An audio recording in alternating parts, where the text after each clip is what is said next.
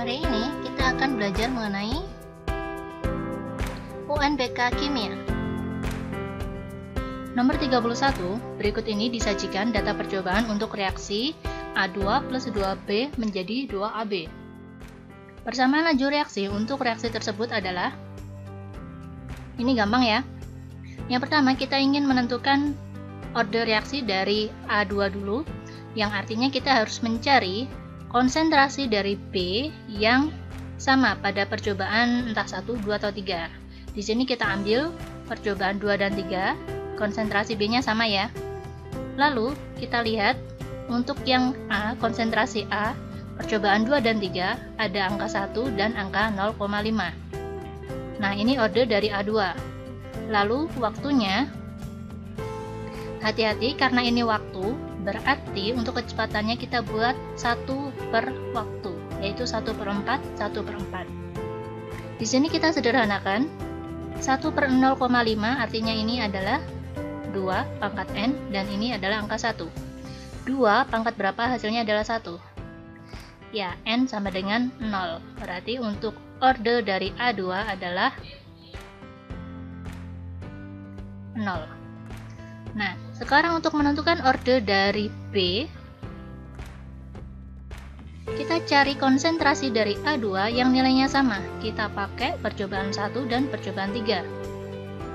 Berarti kita pakai konsentrasi yang B 0,25 per 0,75 pangkat M. Lalu untuk kecepatannya, hati-hati di sini waktu ya, berarti kita tulis 1/36 per 1/4. Kita sederhanakan, ini menjadi 1/3 pangkat M. Nah, kalau yang ini, hati-hati, karena ini 1/36 dan 1/4, kita bisa menulisnya menjadi 4/36, alias 1/9. Nah, kira-kira pangkat berapa? Ya, benar sekali, M sama dengan 2. Sehingga order dari B adalah 2. Jawabannya adalah yang B. Nomor 32, diberikan beberapa persamaan termokimia sebagai berikut. Nilai delta H dari reaksi berikut adalah, nah kita lihat yang pertama di sini ada C3H7COH, sedangkan di dalam data yang diberikan C3H7COH ada di sebagian kanan, sehingga reaksi yang ketiga harus kita balik. Kita tulis ya, C3H7COOH berubah menjadi 4C, 4H2 dan O2. Delta H positif. Selanjutnya, kita punya karbon di sini, tetapi di sini nggak ada karbon kan ya? Berarti karbon harus dihilangkan. Nah, agar karbonnya hilang, di sini karbonnya ada di sini, ini harus ditulis terbalik seperti ini, C plus O2. Jadinya CO2. Delta H dibalik menjadi minus 94. Selanjutnya 2H2O menjadi 2H2 plus O2, ini akan berubah menjadi, ya ini harus kita balik juga, 2H2 plus O2 berubah menjadi H2O. Nah, oh ya, delta H-nya min 136.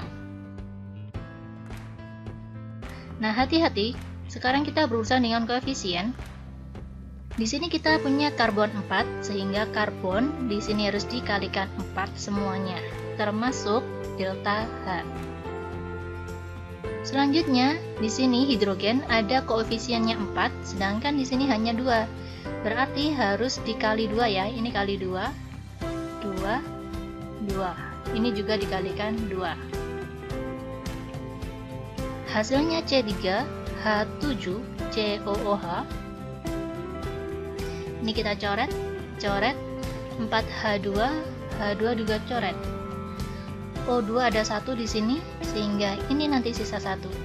Berarti plus 5O2. Benar ya? Terus menjadi 4CO2 plus 4H2O. Nah, berarti kita tinggal berurusan dengan delta H. Delta H total ada 125 plus saya beri kurung, minus 94 dikali 4, ini ada minus 376, plus minus 136 dikali 2, ada 272. Nah, totalnya ada min 523 kilokalori. Jawabannya yang B. Nomor 33, berikut ini adalah data percobaan reaksi kesetimbangan N2 plus 3H2 menjadi 2NH3 pada suhu 25 derajat Celcius. Harga kesetimbangan Kc pada suhu tersebut adalah, hati-hati ya, di sini kalau Kc berarti konsentrasi NH3 kuadrat dibagi dengan konsentrasi N2 kali konsentrasi H2 pangkat 3. Yang diinginkan adalah konsentrasi, artinya jumlah mol yang ada harus dibagi dengan volume. Sehingga yang ada adalah untuk NH3 0,4 dibagi 2 kuadrat per untuk N2 0,2 dibagi 2 H2 0,8 dibagi 2 pangkat 3. Sehingga bisa kita tulis di sini ada 0,2 kuadrat per 0,1 dikali 0,4 pangkat 3. Jawabannya yang A. Nomor 34, perhatikan larutan-larutan berikut. Urutan perubahan titik didih dari larutan-larutan di atas dari yang paling rendah adalah, untuk perubahan titik didih perhatikan delta TB. Itu adalah molalitas dikali Kb dan faktor Van Hoff jika ada ya. Jika kita ingin melihat perubahan titik didih, maka yang kita lihat adalah molalitas dan juga I. Semakin besar molalitas dan semakin besar faktor Van Hoff-nya, maka perubahan titik didihnya akan semakin besar. Yang pertama kita lihat Na2CO3. Na2CO3 ini adalah garam yang nantinya di dalam air akan membentuk ion-ion. Di sini Na2CO3 akan terbentuk 3 ion. Kita kalikan aja dengan molalitasnya. 3 dikali 0,3 adalah 0,9. Untuk CaNO3 dua kali atau kalsium nitrat ini akan terbentuk 3 ion juga. Kita kalikan dengan 0,4 hasilnya 1,2. Sedangkan CuSO4 ini akan terbentuk 2 ion. Kita kali dengan 0,2 akan menjadi 4 ion. Untuk asam asetat ini tidak membentuk ion ya, glukosa juga tidak, sehingga molalitasnya tetap 0,3 dan 0,8. Tidak dipengaruhi oleh faktor Van Hoff. Nah, di sini yang ditanyakan adalah perubahan titik didih dari yang paling rendah, sehingga kita akan mencari angka ini yang sudah kita kalikan ini juga. Yang paling rendah yang mana sih? Mulai dari yang nomor 4 ya, 0,3. Terus ini sebenarnya jawabannya udah kelihatan yang C.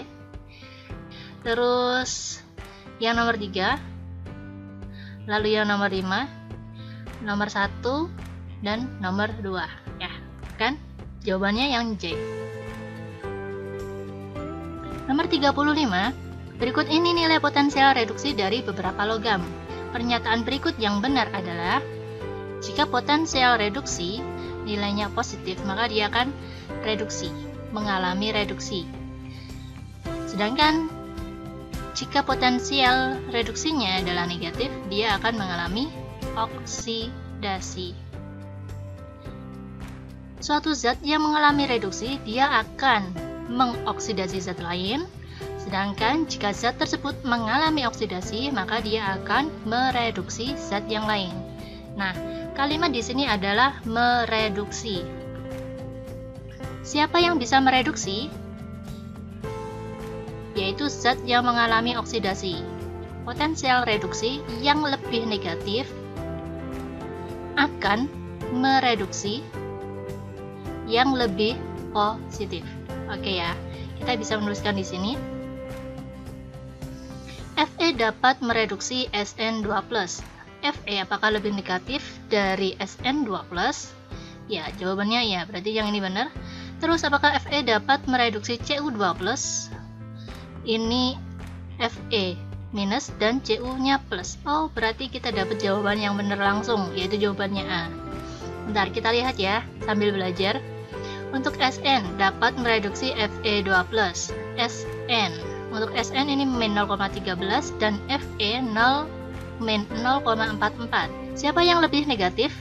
Yang lebih negatif adalah Fe, sehingga Sn tidak dapat mereduksi Fe2+.